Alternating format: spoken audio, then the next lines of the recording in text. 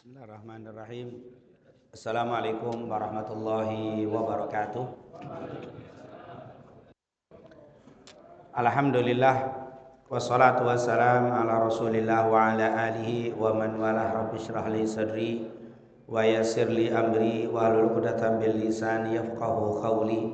Subhanaka la ilma lana illa ma 'allamtana innaka antal alimul hakim. Amma ba'd. Segala puja dan puji kepada Allah, salawat serta salam kepada junjungan kita Nabi Muhammad sallallahu alaihi wasallam, para keluarga, sahabat, tabi'in serta seluruh umat yang selalu beristiqamah mengikuti sunnah-sunnahnya hingga yaumul qiyamah.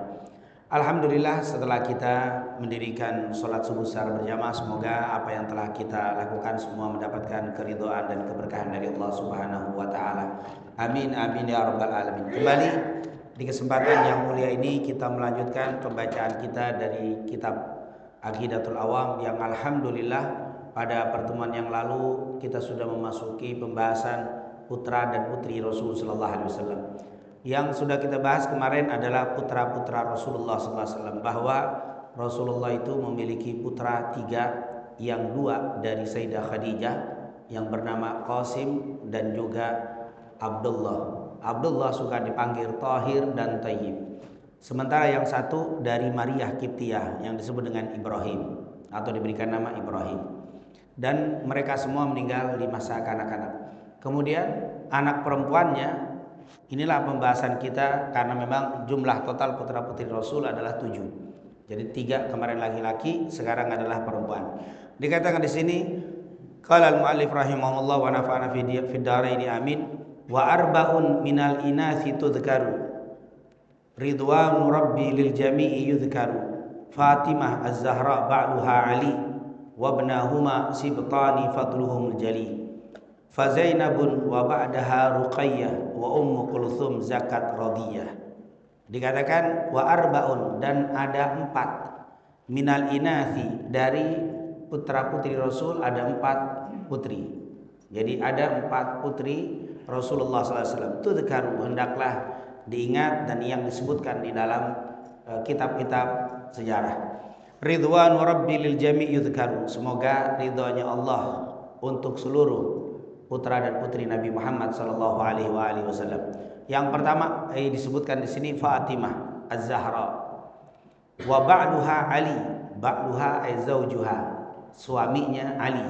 Jadi Fatimah suaminya Ali, wa ibnahuma, dan kedua putranya as-sibtan, adalah cucu laki-laki dari Rasul sallallahu alaihi wasallam. Fadluhum jali, kemuliaan mereka sudah jelas, yaitu Hasan dan Husain. Fa Zainabun, baru putri yang lainnya adalah Zainab, wa ba'duha, dan setelah Zainab Ruqayyah dan Ummu Kulthum. Nah, inilah yang disebut oleh al-muallif atau pengarang Fatimah, Zainab, Ruqayyah dan Ummu Kulthum. Disebutkan di situ Fatimah bukan berarti Fatimah anak pertama, tapi memang yang paling terkenal adalah Fatimah, karena memang yang memiliki keturunan adalah Fatimah. Jadi Fatimah ba'luha Ali wa ibnuhuma as-sibtani fadluhum jali, itu adalah Fatimah. Suaminya bernama Ali bin Abi Thalib dan punya anak dan cucu. Jadi kalau bagi mereka adalah anak, bagi Rasul adalah cucu, yang bernama berdua itu 2 orang, yaitu Hasan dan Husain. Nah, Zainab, Ruqayyah, Ummu Kulthum. Nah, inilah putri-putri Rasul sallallahu alaihi wasallam. Tentunya kata para ulama, seperti yang sering kita ingatkan, seharusnya kita sebagai umat Nabi Muhammad sallallahu alaihi wasallam harus hafal, yaitu yang pertama Qasim, Abdullah, Ibrahim, Zainab, Ruqayyah, Ummu Kulthum dan Fatimah. Ini adalah putra-putri Rasulullah sallallahu alaihi wasallam. Dan memang ternyata kalau kita lihat dari sejarah dan kita lihat dari hadis tadi atau penjelasan ulama, putri Rasul itu lebih banyak. Ada 4 dibanding laki. Dan putri Rasul semuanya dewasa, semua sempat menikah. Sementara putranya semuanya masih usia kanak-kanak, meninggal semua. Dikatakan dulu di masa jahiliyah, orang itu aib punya anak perempuan. Mereka kalau punya anak perempuan tidak suka. Bahkan tidak sedikit di antara mereka yang membunuh kalau punya anak perempuan. Jadi anaknya perempuan itu dibunuh. Di dalam Al-Quran dalam surat An-Nahl dikatakan wa idza busyira ahadum bil unsa, apabila dikasih kabar gembira kepada mereka bahwa mereka dikaruniai putri, maka apa? Dhalla wajhuhu, maka wajah mereka menjadi apa? Wajhu muswadda. Tiba-tiba wajah mereka itu menjadi hitam atau menjadi menunjukkan orang marah. Wa huwa kadzib, dan dia sangat marah. Artinya ketika dikasih tahu, fulan, istrimu lahir, tapi anak perempuan, langsung mukanya itu mungkin bahasa kita malu, pucat gitu, tidak menunjukkan kegembiraan, bahkan marah sekali. Kadang di antara mereka ada yang sampai membunuh anak perempuan. Jadi wa'dul banat, yang biasa sering kita kenal dengan wa'dul banat, membunuh hidup-hidup anak perempuan. Tapi yang unik nanti Rasulullah SAW dikasih kabar gembira perempuan, langsung Rasulullah berdiri dan menunjukkan mukanya gembira, dan beliau mengajak, memberitahu kepada para sahabat bahwa beliau dikaruniai seorang putri. Jadi berbalik dengan kebiasaan jahiliyah. Jahiliyah sangat tidak suka dengan anak perempuan, bahkan kalau dikasih kabar gembira mereka marah, sedih, bahkan sampai ada yang membunuh. Berbalik dengan Nabi Muhammad SAW. Rasulullah menunjukkan kegembiraannya. Rasulullah berdiri dan memberitahukan kepada para sahabatnya atau kepada orang-orang jahiliyah. Saat itu mereka semua ini rata-rata lahir sebelum Nabi menjadi seorang Nabi dan Rasul. Ini Zainab, Ruqayyah, dan Ummu Kulthum serta Fatimah. Di masa Islam dikatakan perempuan, anak perempuan itu banyak keistimewaan. Waktu itu setelah Rasulullah kasih kabar gembira itu kepada orang-orang yang beriman, orang-orang yang kafir, musyrikin, dan orang yang beriman, waktu itu Rasulullah SAW memberitahukan kepada mereka bagaimana sikap kalau menerima kabar dengan dikaruniai seorang putri atau anak perempuan. Setelah Rasulullah dapat wahyu menjadi seorang nabi, Nabi lebih lagi memberitahukan beberapa hadis kemuliaan anak perempuan. Kenapa? Karena masih ada tertanam di dalam diri seorang muslim, masih setelah muslim masih ada kurang suka dengan anak perempuan, masih ada yang kurang gembira kalau dikasih kabar gembira tentang anak perempuan. Maka Nabi memberitahukan bagaimana kemuliaan anak perempuan. Kenapa sih mereka tidak suka dengan anak perempuan? Ya ada beberapa alasan seperti yang sering kita dengar. Yang pertama, mereka itu tidak bisa membawa senjata. Karena dulu orang-orang itu kalau punya anak laki, mereka ajarin untuk megang pedang untuk membela suku atau kabilahnya. Jadi mereka bilang anak laki, anak perempuan ini nggak punya kekuatan, nggak bisa bikin senjata untuk megang, untuk melawan atau menjaga kemuliaan kabilah. Yang kedua, mereka menganggap perempuan ini nggak bisa bekerja. Di zaman dulu memang tidak ada perempuan kerja. Jadi mereka bilang dari segi keamanan tidak bisa bantu, dari segi rizki juga tidak bisa membantu. Dan yang paling mereka tidak suka dari segi nasab. Mereka itu tidak dapat nasab dari anak perempuan. Maka karena orang Arab itu suka dengan nasab, orang Arab itu dengan menyebutkan nasab itu paling bangga. Maka ketika tidak ada anak laki, maka habislah. Makanya Nabi pernah kita sebutkan abtar, dituduh atau diejek oleh Al-As bin Wa'il dan tokoh-tokoh kafir Quraisy Mekah dengan sebutan apa? Abtar, karena anak lakinya tidak ada dan tidak ada punya keturunan. Itulah, jadi mereka malu kalau punya anak perempuan. Akhirnya Nabi Muhammad SAW memberikan beberapa hadis, memberikan penjelasan bahwa anak perempuan tidak seperti itu. Disebutkanlah beberapa fadilah. Di antara keistimewaan adalah perempuan itu bisa menjadi penghalang dari panasnya api nerakanya Allah. Diceritakan waktu Rasulullah SAW sedang pergi, Aisyah berada di rumah, datang seorang ibu minta-minta. Kebetulan ada 2 putri yang dibawa. Kemudian si ibu tadi minta makanan yang bisa diberi dari Aisyah. Aisyah disebutkan ada 2 kisah hanya memiliki 1 butir kurma. Riwayat yang lain memiliki 3 butir kurma. Jadi memang kalau zaman dulu miskin betul-betul apa? Miskin, bukan hanya kurma roti disimpan, memang tidak ada sama sekali, hanya kurma. Itu pun dikasih. Dalam riwayat kejadian 2 kali. Yang pertama 3 butir kurma dikasih oleh kepada si ibu. Lalu si ibu mengambil 1 butir kurma untuk putrinya, 1 lagi untuk putrinya. Lalu mereka karena kelaparan makan. Setelah selesai si ibunya nggak jadi makan, yang 1 haknya dia. dibagi dua, dibagi lagi, dibagi lagi. Di riwayat yang lain 1 butir kurma diambil, dipotong dua, 1 untuk dia, 1 ibunya tidak makan. Setelah melihat kejadian itu, Aisyah, luar biasa katanya, ini luar biasa ibu ini. Setelah pergi, diceritakan kepada Rasulullah SAW tentang kedatangan seorang ibu yang begitu perhatian kepada putrinya. Maka Nabi Muhammad SAW bersabda, "Manubtuliya minal banati bisyai'in fa ahsana ilaihinna kunna lahu sitran minan nar." Siapa yang diuji dengan seperti ibu ini, punya anak perempuan, kondisi miskin, tapi tetap dia berbuat baik sama putrinya, maka putri itu akan menjadi penghalang dari panasnya api nerakanya Allah Subhanahu wa taala. Subhanallah, ini hadis Bukhari Muslim. Jadi kenapa si ibu ini sedang sulit rezeki, nggak ada punya anak lagi, hanya perempuan. Perempuan zaman dulu nggak bisa bekerja. Terus dia bersabar, tetap dia berbuat baik dengan putrinya. Sungguh keduanya menjadi penghalang dari panasnya api nerakanya Allah Subhanahu wa taala. Kemudian di riwayat yang lain, innallaha qad aujabalaha biha al-jannah. Kata Rasul waktu diceritakan kepada dia tentang ibu itu, kata Rasulullah, ibu itu sudah ditetapkan masuk ke dalam surga, selamat dari api nerakanya Allah Subhanahu wa taala.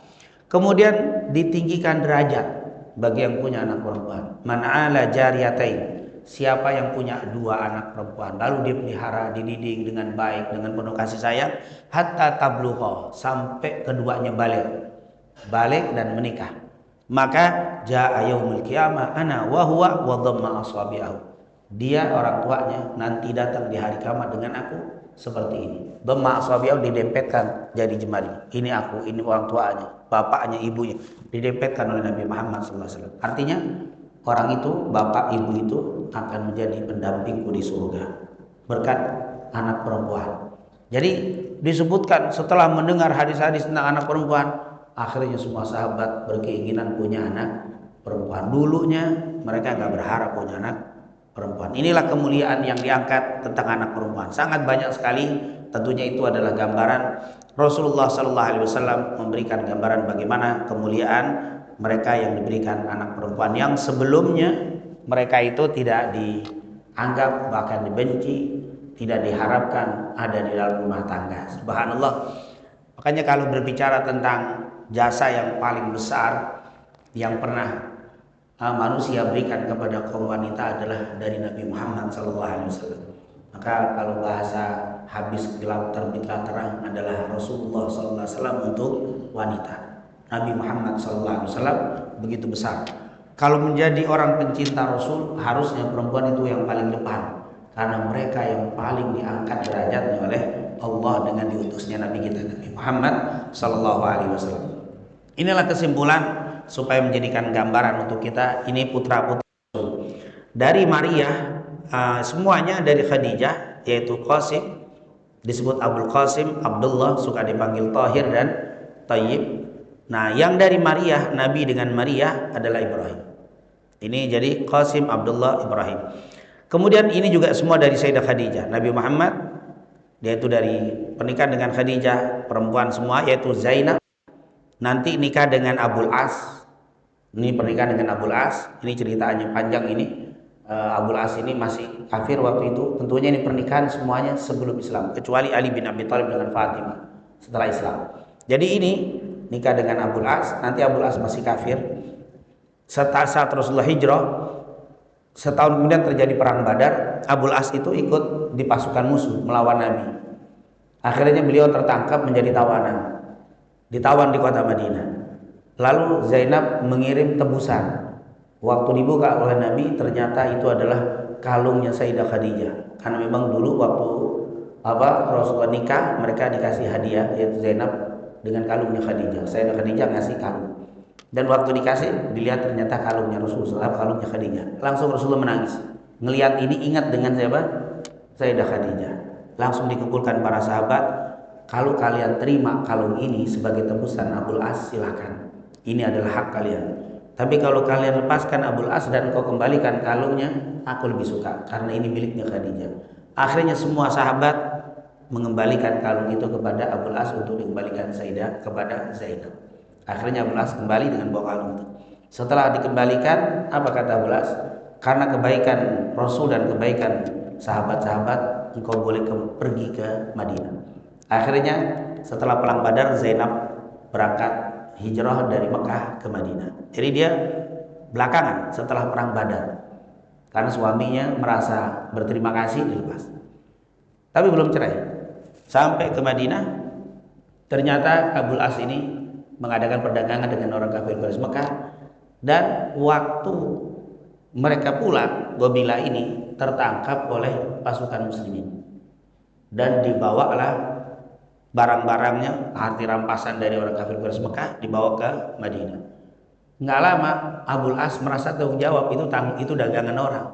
Dia tidak mau pulang ke Mekah, langsung secara sembunyi-sembunyi mendatangi Zainab. Wahai Zainab, aku minta perlindungan. Kenapa? Daganganku. Terus diceritakan, akhirnya Zainab menjadi jaminannya.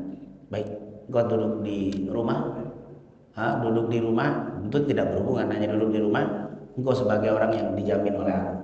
Subuhnya, sebelum subuh, Zainab menemui Rasul. Wahai Rasul, Abul As ada di rumah.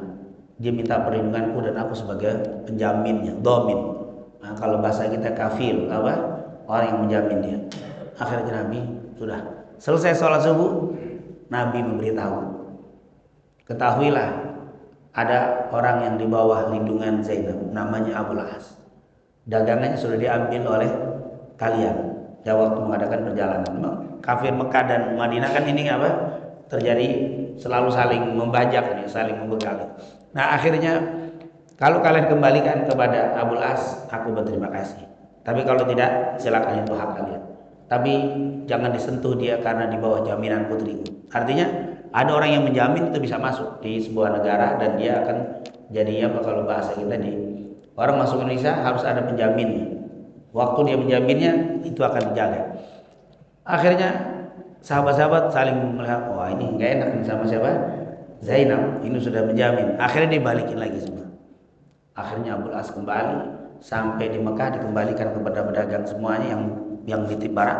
Setelah itu langsung dia berangkat ke Madinah dan bersyahadat.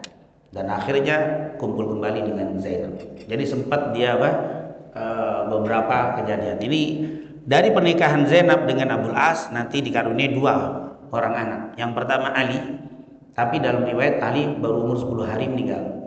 Baru lahir, nggak lama meninggal, nggak sampai bulanan, hanya mengatakan 10 hari, nggak sampai sebulan meninggal. Kemudian punya anak yang kedua Umamah. Umamah ini nanti kalau kita membaca hadis Sahih Muslim, Rasulullah pernah sholat sambil menggendong Umamah. Waktu sholat ini Umamah nangis karena waktu itu Zainab sakit, sementara Abul As tidak ada, suaminya bapaknya si Umamah, maka Rasulullah menggendong dalam sholat, dalam menggendong. Waktu sujud dia taruh anak, waktu bangun dari rukuk digendong lagi. Jadi itu Abu Umamah Umamah diem karena digendong sama Nabi. Jadi dalil bahwa seorang bapak, seorang ibu boleh sholat dengan menggendong, itu adalah hadis Sahih Muslim, cerita tentang Rasulullah menggendong Umamah. Nanti ditanya siapa itu Umamah? Umamah itu adalah cucunya Nabi Muhammad SAW. Nanti Umamah ini setelah Fatimah meninggal, kan meninggalnya Fatimah 6 bulan setelah Rasul. Ali bin Abi Thalib nikah dengan Umamah. Nanti Ali bin Abi Thalib setelah Fatimah meninggal, Ali bin Abi Thalib nikah dengan Umamah. Nanti nikahnya begitu. Setelah apa? Ini memang pernikahan itu mereka diantara mereka. Begitu juga inilah akhirnya Umamah sampai besar dan nanti nikah dengan Ali bin Abi Thalib. Tapi setelah meninggalnya Fatimah. Ini adalah Zainab. Nanti kita ceritakan Zainab secara ringkas. Kemudian Ruqayyah nikah dengan Sayyidina Utsman. Tapi nikahnya sudah janda. Karena Ruqayyah itu sudah nikah dengan Utbah bin Abu Lahab, anaknya Abu Lahab. Sebelum apa? Sebelum jadi Nabi Rasul. Jadi Abu Lahab masih cinta sama Nabi Muhammad. Akhirnya dinikahkanlah Utbah dengan Ruqayyah. Pernikahan itu nggak lama. Belum, kalau bahasa itu belum disentuh. Baru nikah, Utbah safar untuk dagang. Pas baru kembali ternyata turun surat Tabbat yada Abi Lahab wa tab. Karena Abu Lahab waktu itu melempar batu kepada Rasul, akhirnya Tabbat yada. Setelah turun Tabbat, Abu Lahab kembali kepada Utbah, anaknya, Utbah, ceraikan istrimu. Yaitu siapa? Ruqayyah disuruh cerai. Kalau kau ceraikan, aku akan ganti orang yang lebih kaya. Kalau lebih cantik nggak ada. Karena Ruqayyah putri-putri Rasulullah SAW sangat cantik. Karena Khadijah itu sangat cantik, Rasulullah sangat tampan. Jelaslah anaknya udah pasti apa? Mafil aba fil abna. Jadi memang keturunan. Makanya kalau ada orang suka tradisi yang suka 7 bulan, 4 bulanan suka baca surat Yusuf, saya tanya kenapa? Biar mukanya ganteng kayak Nabi Yusuf, itu salah niat itu. Karena kalau ganteng kayak Nabi Yusuf, ya tentunya bapak ibunya juga harus dilihat. Justru kalau standar-standar aja nanti muka anaknya kayak Nabi Yusuf malah bingung. Kok bisa begini jauh banget itu kan? Biasanya kan anak nggak jauh-jauh dari apa? Dari bapak. Itu jadi niat begitu bukan begitu, salah niat. Itu membaca Al-Quran supaya dikasih kelancaran. Tabarruk kan namanya tawasul dengan amal soleh dengan baca Quran. Nah kalau mau ganteng lagi surat Muhammad lebih ganteng lagi Nabi Muhammad SAW. Nah intinya cantik kata Abu Lahab ceraikan istrimu. Nanti akan aku ganti. Kalau kau tidak ceraikan, kau bukan anakku lagi. Memang siapa? Mafil abak fil abna, anak akan nggak jauh dari orang tua. Ini Utbah datang. Kemana? Ke Rasulullah sambil bawa ini anaknya yaitu Zainab. Dia apa? Ruqayyah. Dibawa Ruqayyah sampai di depan Nabi. Belum lagi Nabi bicara, didorong ini Ruqayyah, didorong dengan keras. Sampai kalau nggak dipegang sama Rasul jatuh Ruqayyah. Dipegang sama Rasulullah. Setelah itu, ya Muhammad, kurang ajarnya sama mertua. Aku kembalikan Ruqayyah. Wallahi inni la uhibbu. Demi Allah saya nggak cinta sama kamu ya Muhammad. Dan engkau jangan pernah cinta kepadaku. Wah, siapa? Si mantu ini kurang ajar. Bahkan di dalam riwayat dia mau menggerakkan tangannya untuk memukul Rasulullah SAW. Tapi Rasulullah tentunya lebih cepat mengelaknya sampai apa? Lepas ininya. Hancingkan kenceng berarti itu pukulan. Tapi Rasulullah mengelak. Rasulullah udah bilang ini kurang ajar mantu apa? Padahal nanti di dalam hadis atau dalam syariat nanti walaupun anak sudah diceraikan harusnya apa? Hormat kepada mertuanya karena tidak ada bekas mertua. Tapi ini memang anak dari siapa? Abu Lahab ini luar biasa. Akhirnya keluar dia Utbah. Pas baru keluar dari pintu rumah Nabi, apa doa Nabi? Allahumma sallit alaihi kalban min kilabik. Itu doa Rasul. Ya Allah, kuasai dia, kuasakan dia, matikan dia dengan binatang buas di antara binatang buasmu. Dengar begitu Utbah, dengar jalan aja sudah. Tapi dia dengar itu doa. Pas sampai ke rumahnya, kata Abu Lahab, apa yang terjadi? Diceritakan apa yang terjadi sebelum aku pulang. Dia berdoa Allahumma sallit alaihi kalban min kilabik. Abu Lahab gemetar. Sementara Utbah tidak gemetar Abu Lahab dan tidak melihat Utbah, selalu dia takut nih anak ini akan kena nih. Karena dia bilang apa? Aku tahu doa Muhammad tidak pernah tidak terjadi. Doa Muhammad pasti terjadi. Ini Abu Lahab percaya juga. Dia takut sama Nabi Muhammad. Akhirnya mengadakanlah perdagangan Utbah ke Mesir atau ke Syam dengan beberapa kafilah. Kata Abu Lahab bapaknya, jangan kau pernah biarkan anakku ini pergi seorang diri dari rombongan, jangan pernah lepas. Kalau tidur taruh paling tengah, jangan di pinggir. Di kepikiran apa? Kepikiran doanya Nabi. Akhirnya berangkat betul. Di tengah perjalanan mereka istirahat, membuat tenda, dan dia betul selalu di dalam rombongan. Pas di dalam tenda dia paling tengah. Pas tidur pagi-pagi mereka bangun sudah ada di luar tenda, kepalanya hampir habis setengah dimakan singa. Subhanallah, di padang pasir banyak apa? Binatang buas juga. Di dalam riwayat macan atau singa alas datang mengambil, dibawa keluar dari tenda, kemudian dimakan. Itu adalah Utbah. Akhirnya Ruqayyah janda, dan setelah Utsman bin Affan melihat begitu indahnya habis, Utsman maju. Ternyata Ruqayyah dan Utsman cinta sekali dengan Ruqayyah. Tapi orang Arab itu suka menikah dengan gobilah sendiri. Kan Utsman itu Bani Umayyah. Kalau Utbah itu Quraisy. Dia termasuk dari dekat keluarga Rasul karena pamannya Rasul. Jadi orang Arab lebih suka menikahkan itu saling apa? Dengan satu suku, dengan suku-suku yang dekat. Akhirnya setelah janda Utsman maju, diterima, dan ternyata kalau kita baca pernikahan Ruqayyah dan Utsman Utsman itu adalah cinta pertamanya. Ruqayyah itu cinta dengan Ruqayyah. Tapi karena dia bukan sukunya, akhirnya dapatnya dengan Utbah. Makanya kalau kata orang sekarang, gadis nggak dapat apa? Janda pun tunggu janda. Jadilah nikah. Subhanallah. Jadi pernikahan ini nanti Rasulullah melihat kondisi tidak aman, maka kata Rasulullah sebagian muslimin hijrah ke Habasyah. Berangkatlah ke negeri Habasyah Sayyidina Utsman dengan Ruqayyah. Jadi yang mimpin kafilah hijrah ke Habasyah, hijrah pertama adalah ke Habasyah di bawah pimpinan Utsman. Di situ ada Ruqayyah putri Nabi dan beberapa sahabat berangkat. Nanti mendengar berita di Habasyah atau di Afrika, ternyata Islam katanya sudah menang di Mekah, banyak balik mereka. Ternyata belum. Akhirnya mereka balik lagi ke Habasyah, Ruqayyah. Dan jadi berarti Ruqayyah itu berangkat meninggalkan Mekah, Sayyidah Khadijah masih ada semua. Adik-adiknya semua masih ada, Khadijah ada. Akhirnya setelah hijrah Rasul ke Madinah, akhirnya mereka pun hijrah. Tapi setelah beberapa tahun dia mendengar Rasul hijrah, mereka hijrah. Pas hijrah karena kelelahan dan seterusnya, waktu hijrah itu dalam keadaan hamil. Jadi pas sampai Madinah kelahiran, tapi langsung pendarahan. Sampai akhirnya bayinya meninggal. Namanya Abdullah.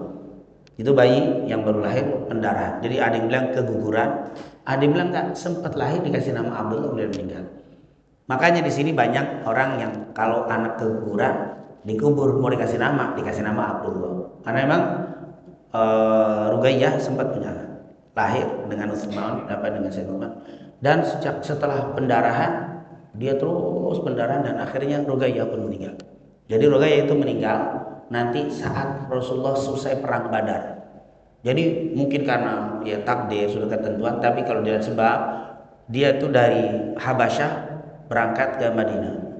Setelah sampai di Madinah kelelahan, terjadi perang Badar. Sayyidina Utsman nggak boleh ikut perang sama Rasul. Sudah siap Sayyidina Utsman jangan perang. Istri sedang sakit, kan sedang pendarahan sakit parah. Dan akhirnya Rasulullah berangkat perang Badar. Waktu pulang Rasulullah gembira, Ahlul Madinah karena menang. Tapi di satu sisi Rasulullah pulang nggak ada Ruqayyah. Kemana Ruqayyah? Sedang ada di Baqi. Ternyata sedang dikubur. Jadi waktu pulang ke Madinah, maka Nabi waktu di kubur Uhud di Baqi pemakaman umum, dia bilang apa? Aku tidak tahu. Apakah hari ini kegembiraanku yang lebih mengalahkan dari kesedihanku, atau kesedihanku yang mengalahkan kegembiraanku? Kegembiraan menang kaum muslimin perang Badar. Kesedihan dia nggak sempat nguburin Ruqayyah putrinya. Jadi waktu sudah masuk, sudah selesai, baru Rasul sampai ke Baqi. Nah itu adalah Ruqayyah. Jadi juga tidak punya anak. Jadi Abdullah ini gugur saat lahir. Akhirnya Sayyidina Utsman sedihnya nggak bisa terbayangkan. Yang dia paling sedihkan nanti selain kecintaanku Ruqayyah meninggal, tapi yang paling aku sedihkan aku sudah putus hubungan dengan Rasulullah SAW. Karena kalau masih ada Ruqayyah, saya ada hubungan sebagai Rasulullah sebagai mertua. Melihat kesedihan Sayyidina Utsman, Rasulullah pun menawarkan Ummu Kulthum, adiknya daripada Ruqayyah. Jadi ini nikah lagi dengan, nah ini apa namanya? Turun ranjang kata orang. Nikah dengan Sayyidina Utsman. Tapi pernikahan ini tidak memberikan keturunan sampai Sayyidina Utsman sampai Ummu Kulthum meninggal. Ummu Kulthum meninggal tidak. Dan nikah Ummu Kulthum sebelumnya janda juga. Karena beliau ini Ummu Kulthum nikah dengan Utaibah. Kalau ini Utbah, ini Utaibah. Sama-sama putranya Abu Lahab. Jadi Abu Lahab punya dua putra, Utbah dan Utaibah. Utbah nikah dengan Ruqayyah, Ummu Kulthum nikah dengan Utaibah. Dan dia sama diceraikannya, sama diturun Tabat itu diceraikan dua-duanya. Tapi Utaibah tidak sampai mengukul, hanya dicerai dan selesai. Karena dia mengikuti orang tuanya. Jadi diceraikan. Ini jadi nikah kakak dengan kakak, adik dengan adik. Karena memang sekali lagi kejadian seperti ini banyak terjadi di suku Arab, di kabilah Arab itu sering. Karena mereka menjaga nasab, jadi mereka itu suka begitu. Nah sini bukan sesuatu yang membedakan, tidak, memang sudah tradisi. Ini Rasulullah pun begitu, nikah dengan anaknya Abu Lahab. Kakaknya Ruqayyah nikah dengan Utbah, adiknya Ummu Kulthum nikah dengan Utaibah. Dan akhirnya nikah dengan Sayyidina Utsman dan tidak juga punya keturunan sampai Ummu Kulthum meninggal. Tinggal Fatimah. Fatimah ini satu-satunya putri yang meninggalnya setelah meninggalnya Rasul. Semua ini Ummu Kulthum, Ruqayyah, Zainab, Ibrahim, Abdullah, Qasim semua meninggal di masa Nabi hidup. Setelah Rasulullah meninggal, 6 bulan kemudian Fatimah meninggal. Jadi meninggalnya Fatimah itu setelah Rasulullah meninggal 6 bulan. Dan Fatimah nanti nikah dengan Ali bin Abi Thalib. Pernikahannya setelah perang Badar, nikah. Nah, kisahnya sangat luar biasa. Abu Bakar datang menanyakan Fatimah, dia mau melamar Fatimah. Ya Rasulullah, bagaimana Fatimah? Waktu di Madinah. Abu Bakar tidak menjawab. Rasulullah tidak menjawab. Berarti lamarannya ditolak. Lalu datang Umar. Waktu ketemu dengan Abu Bakar, Abu Bakar, dari mana? Aku baru saja nanya sama Rasulullah tentang Fatimah, tapi beliau tidak merespon. Coba kamu datang, kali kamu diterima lamarannya. Datang, ini mertua nih. Datang, boleh. Mertua nikah dengan apa? Ini kan mertuanya beda. Kan Fatimah itu bukan anak dari anaknya dia, dari Khadijah. Kalau anaknya Aisyah, Abu Bakar nggak boleh melamar. Ini kan bukan anaknya apa? Aisyah. Ya, Umar nanya. Rasulullah juga gak merespon, malah nanya, Ali kemana Ali? Wah, akhirnya Umar keluar, Abu Bakar, aku nanya Fatimah, malah Rasulullah nanya Ali. Berdua datang ke Ali, Ali, kami melamar, kami nanya Fatimah, gak direspon. Yang ditanya kamu, maju.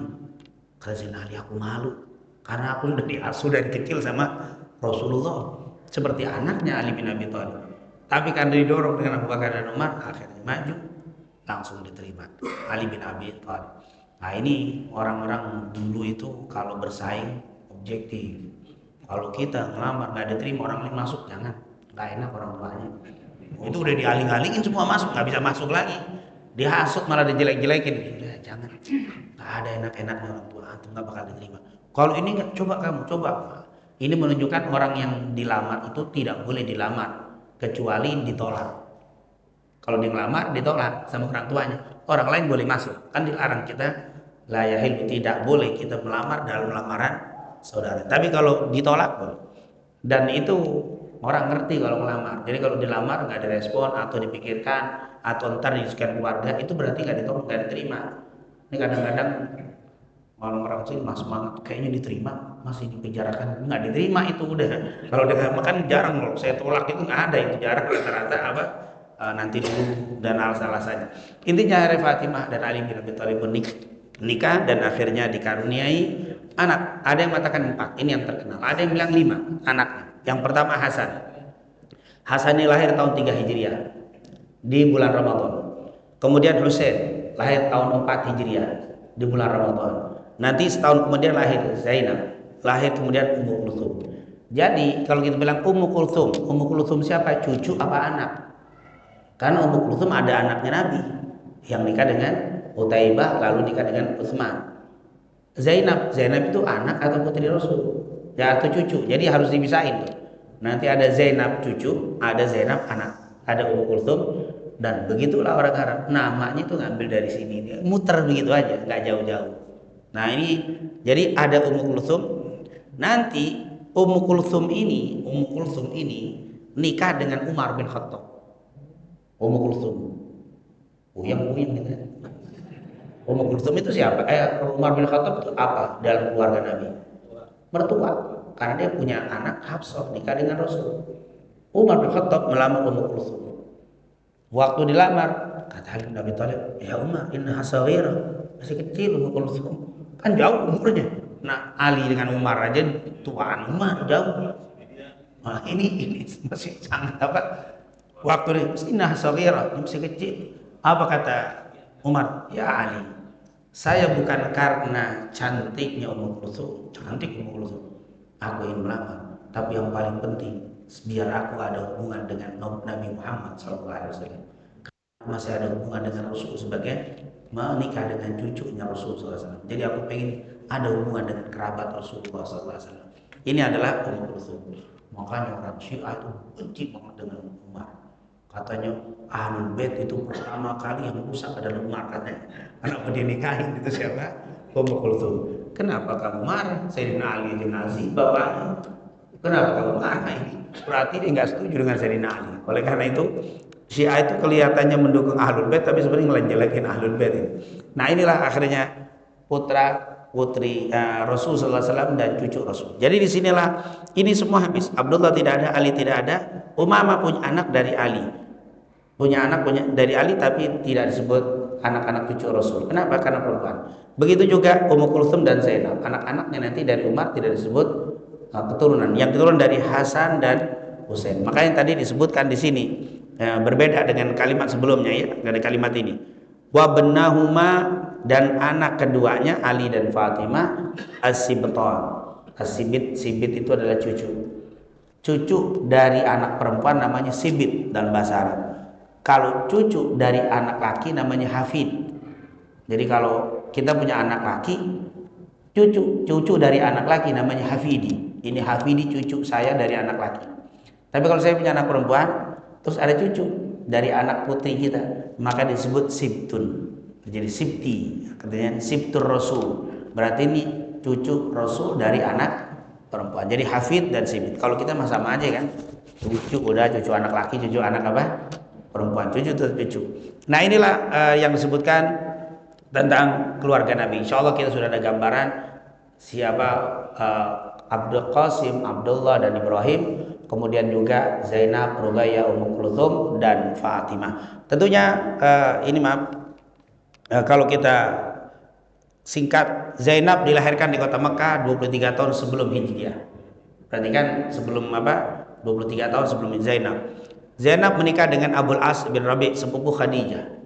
Jadi sepupunya Khadijah. Jadi keluarga Sayyidah Khadijah, Abul As. Dikaruniai seorang putri Umamah. Umamah tumbuh dewasa setelah Fatimah wafat.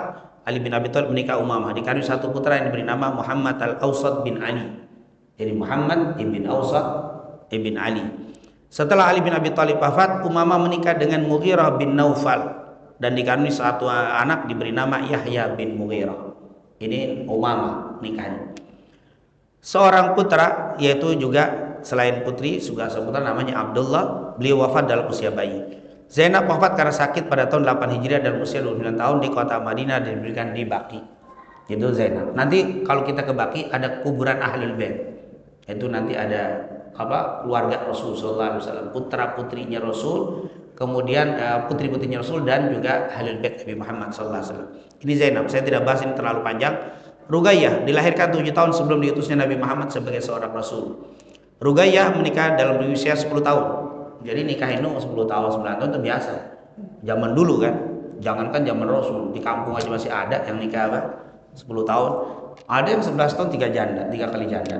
11 tahun. Artinya hal itu yang biasa. Jadi orang yang nggak paham aja protes Aisyah nikah 9 tahun, Nabi karena tidak paham. Sebenarnya itu sudah biasa. Dengan Utbah bin Abi Lahab, itu anaknya Abu Lahab, tetapi setelah turun setelah Lahab mereka bercerai. Ruqayyah menikah dengan Utsman bin Affan.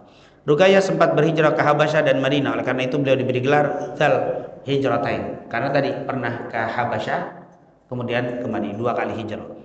Dikaruniai seorang putra Abdullah, kunyah Ruqayyah Ummu Abdillah, tapi sekali lagi meninggal di masa baru kelahiran. Ini adalah Ruqayyah, kisahnya tadi yang sebutkan. Wafat di tahun ke-2 Hijriah setelah perang Badar. Jadi Rasulullah pulang perang Badar, Ruqayyah baru dikubur. Yang ngubur belum pulang dari Baqi. Jadi Rasulullah sempat melihat orang-orang masih ada nguburin Ruqayyah. Bertepatan dengan kembalinya Nabi dari peperangan Badar. Kemudian Ummu Kulthum dilahirkan di kota Makkah 6 tahun sebelum Nabi Muhammad diutus sebagai seorang Rasul. Menikah dengan Utaibah bin Abi Lahab. Tadi Utbah, ini adalah Utaibah. Namun bercerai setelah turunnya pada tahun 4 Hijriah, sebelum Hijrah, 4 tahun sebelum Hijriah. Ini bukan tahun keempat. Ummu Kulthum menikah dengan Utsman pada tahun keempat. Ummu Kulthum menikah dengan Sayyidina Utsman. Ummu Kulthum wafat pada bulan Sya'ban tahun 9 Hijriah. Allah tidak memberikan keturunan pada Ummu Kulthum. Ini seperti yang saya ceritakan. Setelah Sayyidina Utsman meninggal Ruqayyah, dia nikah dengan Ummu Kulthum. Dan yang terakhir Fatimah, dilahirkan di kota Mekah 5 tahun sebelum diangkatnya Nabi Muhammad SAW sebagai seorang Rasul. Jadi 5 tahun sebelumnya. Menikah dengan Ali bin Abi Thalib setelah perang Badar. Saat itu Ali berusia 18 tahun, sedang Fatimah berusia 14 dan 15 tahun. dan dikaruniai Hasan, Husain, Zainab, Ummu Kulthum, dan sebagian ahli sejarah menyebutkan ada juga Muhassin atau Muhsin, tapi baru lahir meninggal. Baru lahir meninggal. Ada yang mengatakan ada lagi anaknya 5. Hasan, Husain, Zainab, Ummu Kulthum. Terus Muhassin atau Muhsin. Tapi dia meninggal sehingga tidak banyak disebut dikenal dalam sejarah. Fatimah wafat 6 bulan setelah wafatnya Nabi kita Nabi Muhammad Sallallahu Alaihi Wasallam. Itulah mungkin yang bisa kita sampaikan di kesempatan yang mulia ini. Semoga apa yang kita pelajari mendapatkan keberkahan dan keridhaan dari Allah Subhanahu wa taala, sehingga menambah kenalnya kita dengan Nabi Muhammad sallallahu alaihi wasallam dan keluarga beliau. Amin. Amin ya rabbal alamin. Rabbana taqabbal minna innaka antas samiul alim wa tub alaina innaka antat tawwabur rahim. Wa sallallahu ala sayyidina Muhammadin wa ala alihi wasallam. Walhamdulillahi rabbil alamin.